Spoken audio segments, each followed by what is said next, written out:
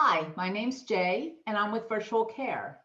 And I want to talk with you today about how you can strengthen your skeletal muscles, which we'll explain again in a second what that is, to be able to breathe better. And that actually you can do some work and get better at it and actually breathe better. So breathing is work. It's work that's 24/7. It never stops. We breathe all the time, whether we're sleeping or not. And predominantly, most of the work is inspiration. So when you are breathing in, if you look to the diagram on the right, your chest starts to expand as the air comes into your lungs, and your rib cage expands both sideways and forward, and then your diaphragm pulls down and kind of pushes your belly out. So you are working against these muscles to push the air in. When you go to breathe out, your diaphragm comes back up again and your rib cage settles back down so that the muscles are relaxed again and the air gets pushed out.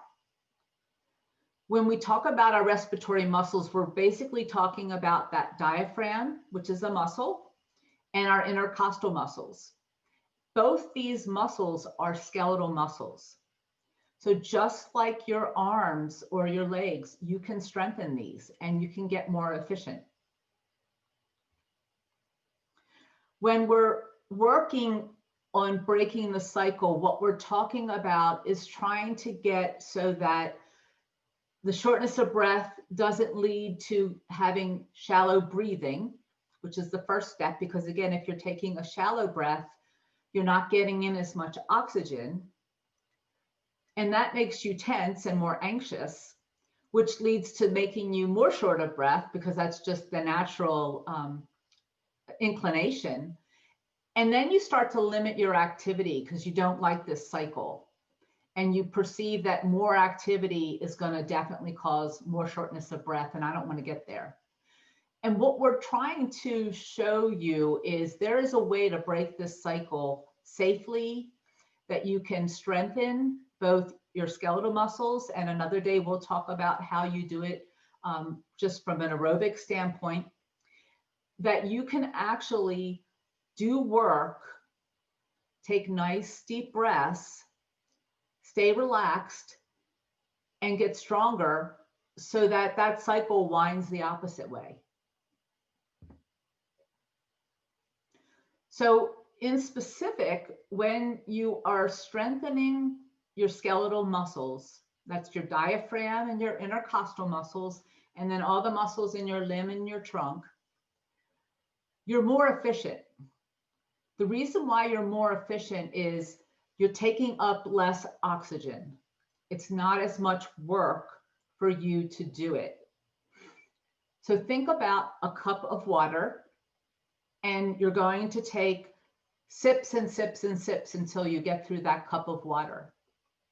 Is that the same amount of work as taking that cup of water and drinking it all at once? No. It takes less work. It takes less oxygen. When you don't need to use all of your oxygen and you're not depleted, you're not as short of breath.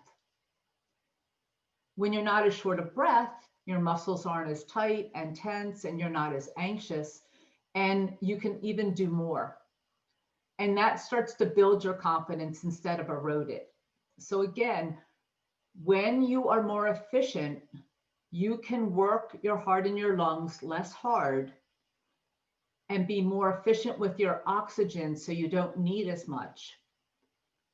That allows you to do more and not be as short of breath. So exercise intolerance is a hallmark feature of COPD, and there's a lot of review in the literature over exercise, but it relates not only to COPD, but it's been well documented in many other lung diseases, including interstitial lung disease, cystic fibrosis, pulmonary hypertension, and even lung transplantation. You can find you can get stronger by doing strengthening. That doesn't make sense. You can get more efficient by doing strengthening. So do you have to lift weights? The answer is no. It doesn't have to be the weights that you would use in the gym, but you do have to put forth some resistance on the muscle so that the muscle is working harder. That may be something that's just you're doing something around the house that's more strenuous, like gardening or shoveling. You could be climbing the stairs where you're lifting your body weight against gravity each and every step, which is part of why going up the stairs usually makes people so breathless. It could be cycling or rowing. And again, you're moving against a resistance, whether it be your body weight or water or the road. You can also use different types of weights. You can use milk jugs and water bottles that are filled with water to the level that you can do the resistance that you need and tax your body and not and achieve what you need to achieve. And we'll talk about that in a second. Canned foods, the bands that you see, the resistance bands or TheraBands. You can use your own body weight like we just talked, the wrist and ankle weights, and it continues on. There's lots of ways that you can actually strengthen without going to the gym and without any formal equipment. You need to do it though at least twice a week. You don't want to do it one day right after the other because your muscles need a chance to repair. When you strengthen, you do what's called micro tearing. So it's tiny, tiny micro tears in the fiber, which you're supposed to do in order to then build up that muscle, but it needs time to repair. You're going to want to do anywhere from 1 to 3 sets.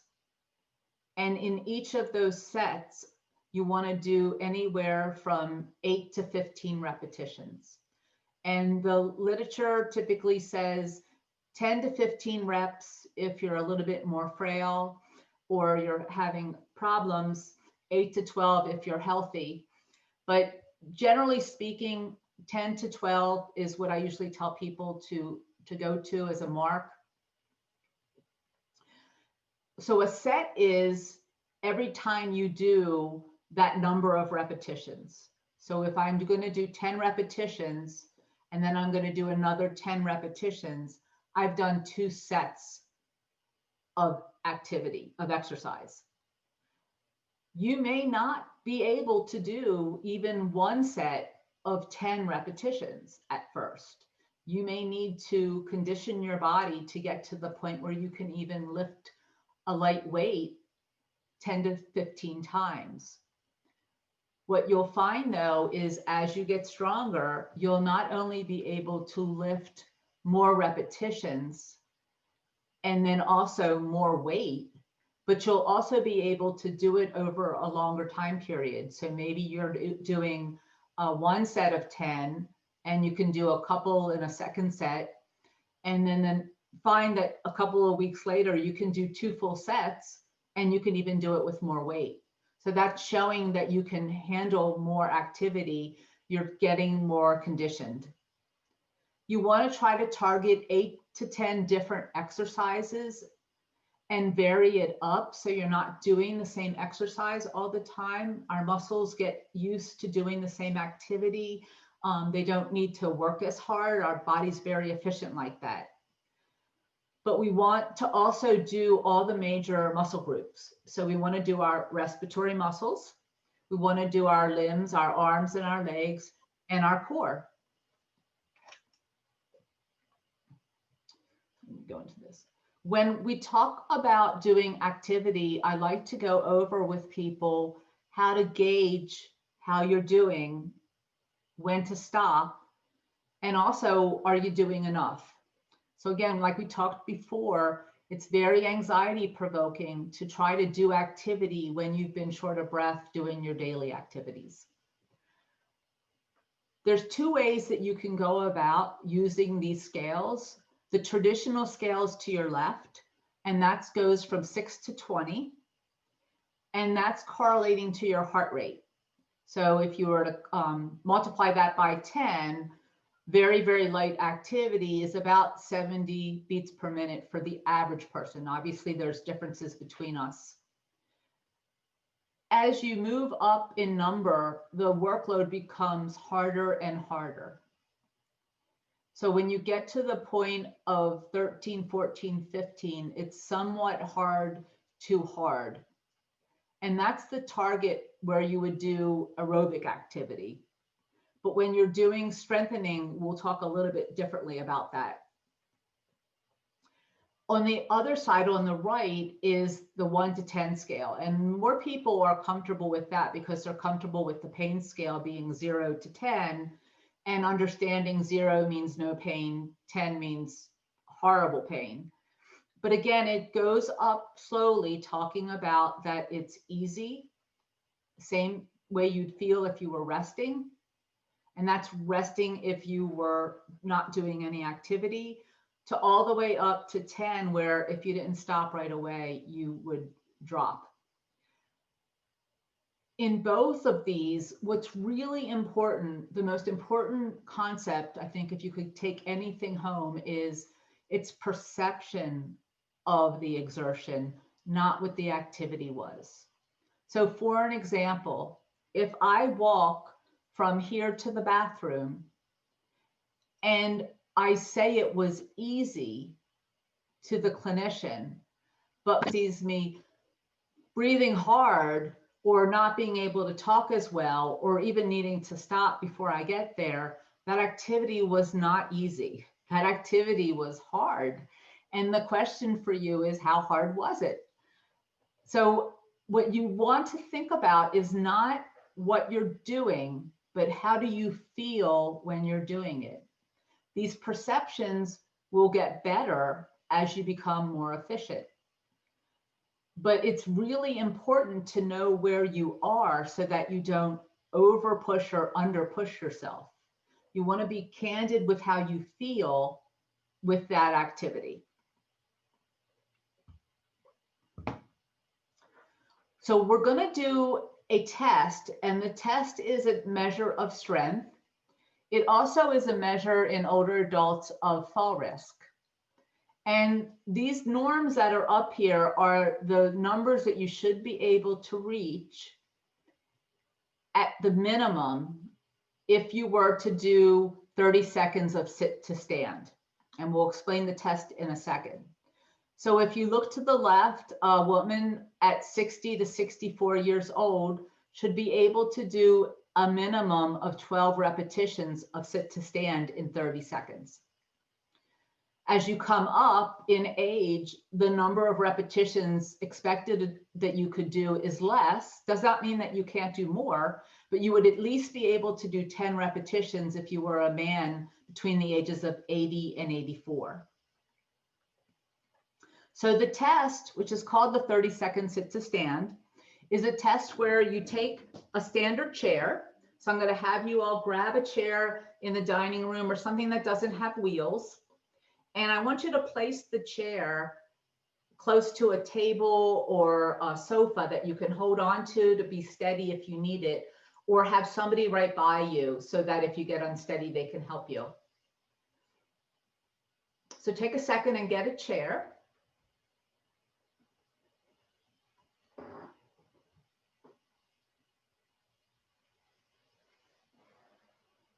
Okay. So again, place the chair somewhere that you feel secure if you get up and you don't feel steady, or make sure you have somebody with you. Then if you have somebody with you, we're going to have them time and count for you. If you don't have somebody with you, I'm going to time you, and then you could just count yourself. What you're going to do is count every time you come up and down is one cycle. Now, if at the last one you get all the way up, that counts as well. But you're going to count the number of times that you can come up and down within the 30-second time frame. When you're doing it, you're going to be sitting in a chair. And you want to have the chair so that you can put your arms like this and lean forward and stand up and sit back down again without any trouble. Now, if you're having trouble, but you can still do it like this, that's great. If you can't and you need to use your arms, try to see if you can get in front of a table where you can put your arms out in front of you and try to just reach forward with the table and see if that helps get you up. If you can't do that, that's still a measurement of your strength. And it just tells us that we need to really work to help you get stronger so you can get there. But what we're going to do is, for those of you that can do it like this, we're going to do it like this. And for those of you that need to do it with your arms outstretched, that's fine. For those of you that really feel that you can't do it, you can still go along with putting your hands lightly on the armrests and coming up, but trying to use your legs to push you up. Just your arms are steadying yourself. But again, the test is measured basically according to this. And what I'm going to do is to have you get ready, and I'm going to time you for 30 seconds for those of you who don't have somebody with you, and have you do as many as you can do. You need to control your breathing to whatever you need. I'm not going to be able to tell you need to be at this level or that level. If you need to stop, you stop. If you want to start back over, that's fine within the 30 seconds. But what's more important is just that you do what you can do without causing yourself any trouble. So we're going to start in a couple of seconds. So get ready.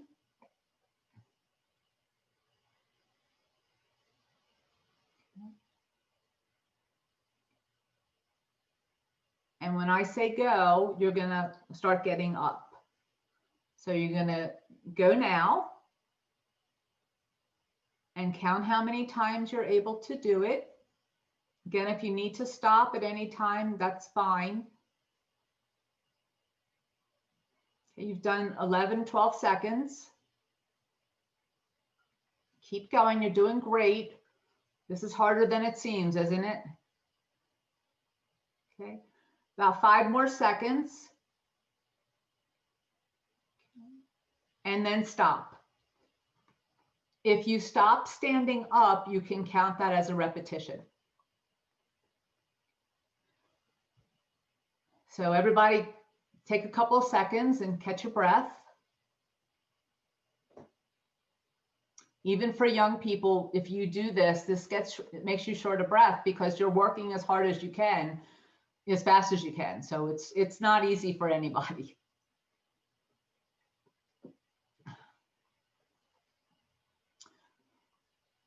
While you're resting, take a look and see where you fall on this chart. Now, if you're not 60 years old, just extrapolate it from there. The test was designed as a fall test, but there are numbers for younger people.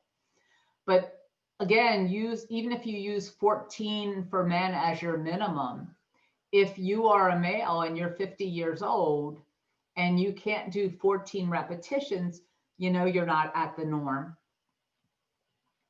And don't let this make you feel disheartened or anything, because this is really just the start.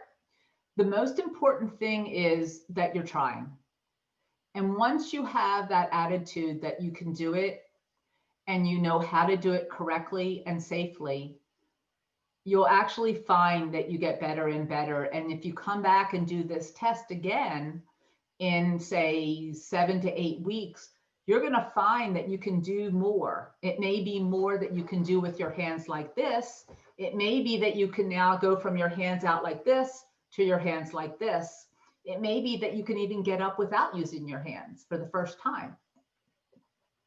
When you go to do this as an exercise, what you want to do is continue the same form. So if you start and you can't do it like this, try putting a pillow or something underneath of you to raise the height up a little bit, and raise the height up to the point where you can just get up. So you don't want to do it that it's easy. Okay. We're trying to work the muscles, right? So you may put a pillow underneath and bring your hips up a little bit more to see if you can do the exercise. And as you get stronger, you bring your pillow down. If you can't do it that way, what I tell people is, again, put the table in front of you and reach over the table so you know the table's there, and lean forward as far as you can. You need to get your weight over your feet. And if your nose isn't over your toes, so they say, you won't be able to get up, even any of us. It's basically just physiology. I mean, just basic physics. You have to get your weight over your feet. So if you're fearful of coming forward that far, one thing would be just to start getting used to being here and don't do anything. And just getting comfortable with the table or sofa in front of you, that you feel confident to bring your weight out that far. As you get better, you want to be able to either move from here to here with the pillow, or from here with the pillow to here without the pillow, and hopefully get to the point where you can do it like this without anything in a standard chair. And that's important because we go places that they don't have armrests, or they're in booths where they don't have anything for you to hold on to, and got to get up, and it's getting harder to get up. So it's an important activity for function. It's also good to use just for the fact that when you go up the stairs, it's the same sort of thing. So if I'm going up the stairs, and I wouldn't suggest to make this your weightlifting activity, but if you're using the stairs anyway and you have to get up, lean forward so that your weight is over your toes. And that will help make it easier for you to get up. When you're doing this activity, what I usually tell people is it's really good to use it even just anytime that you're getting up. So you're getting up from the toilet, you're getting up from the chair, you're getting up to go to the bathroom. Whenever you're getting up, challenge yourself a little bit and try to see if you can do it without your arms. If you need to use your arms to steady yourself on the chair, go ahead and just place them there, but try really hard to have all your work come from your legs. People that have a lift chair, what I tell them is, don't use the lift chair to help catapult you out of the chair. If at all possible, if you can use the chair so that you bring it down to where it feels like, okay, I can do this, but I'm putting a little bit of work forth. At least every time you get up, you're strengthening yourself.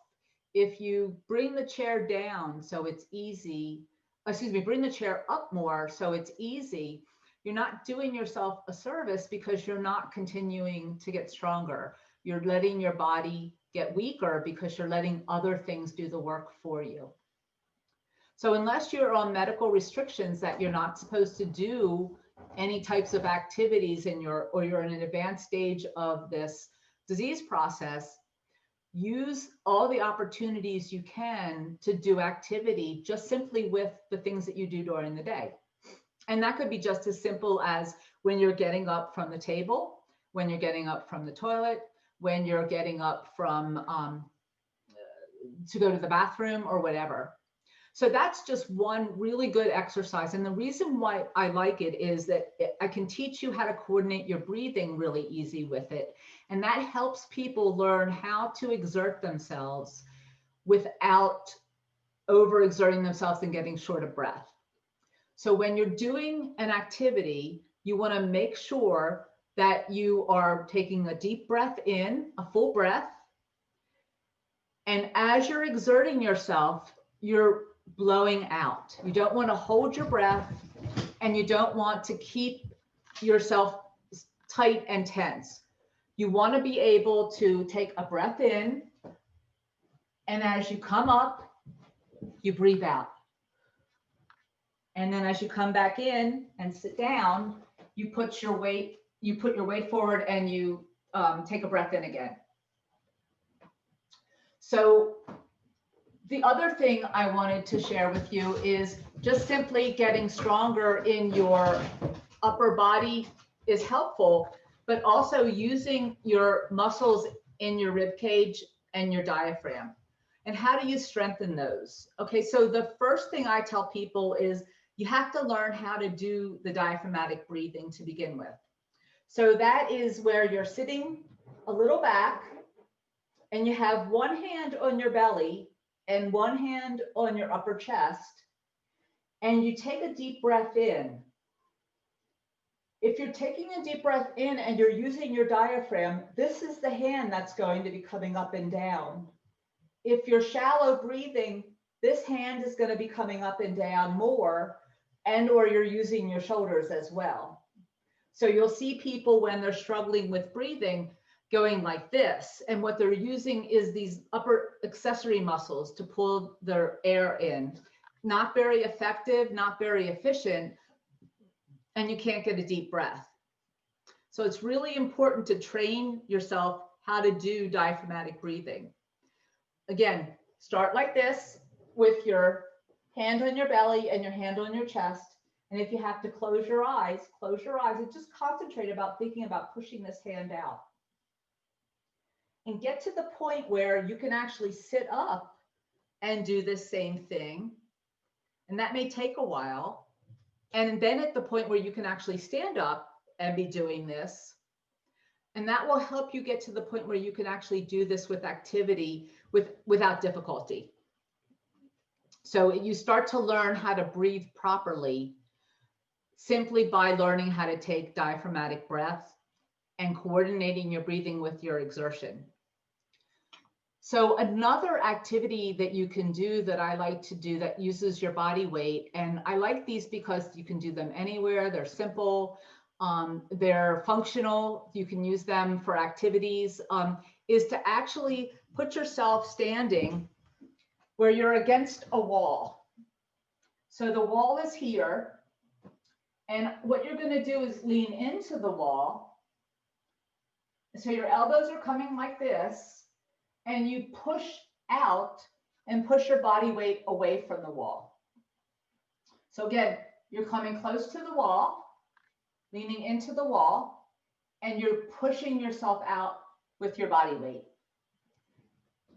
When you're doing that, same thing, you want to be able to take a deep breath in before you start, blow out as you push, and breathe back in as you're coming back. Again, going backwards to those activities, how often do you want to do it? How many repetitions? And in terms of how many sets would be related to how well you're doing. So say you start and you want to do exercises with your sit to stand, and you can do none of them, but your attempts are still working your muscles. So still go ahead and do it, but recognize that at a certain point in time, you'll get to that point, that aha moment where you actually can get up without using your hands, and possibly with a regular height chair. When you're doing diaphragmatic breathing, you can also strengthen these muscles and your diaphragm by first just trying to work against the muscles and getting to the point where you're taking a deep breath. Once you're getting to the point that you're doing this, then you're doing work. Sitting up, you're doing even more work because your diaphragm also works with your posture. So you'll find that it's a little harder to do like this. Once that is relatively easy, what you can do is come back down and put just a light book of some sort over your abdomen and start trying to see if you can push the book out. And you can increase the weight of the book accordingly with that. If you have some of the resistor ones, you can also use the resistance with dialing it in to a higher resistance. But again, same principle applies when you're using your respiratory muscles as your arm muscles and your leg muscles. You want to be able to do up to three sets of 10 to 12 reps.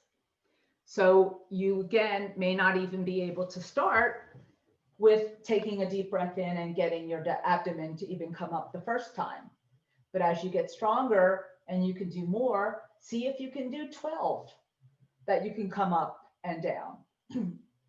When you can do that, either choose to come up and try to do it from here, or put a slight weight down on your abdomen. When you're finished with your activity, take some time to really rest and cool down, and try to plan your activity that you're not trying to do it right before you're going to try to do something else, like go to the doctors and whatnot, because you don't want to overtax yourself. So try to find a time during the day where you can exercise, do what you feel you can do, and rest easily afterwards. Now, if you use oxygen, and the order is to use oxygen at all times, you use oxygen when you're doing your activities. If you find that you're getting a little too short of breath, you can let your doctor know, and they may be able to adjust it a little bit, but don't adjust it without their consent. If you only use oxygen with exertion, you're still going to use oxygen with your exercising, because again, you're exerting yourself. The first thing I see is people take their oxygen off when they go to the bathroom, and they're supposed to use it with activity, and they forget that that's exercise. Sitting and resting is not exercise. So you really want to be using that oxygen when you need it.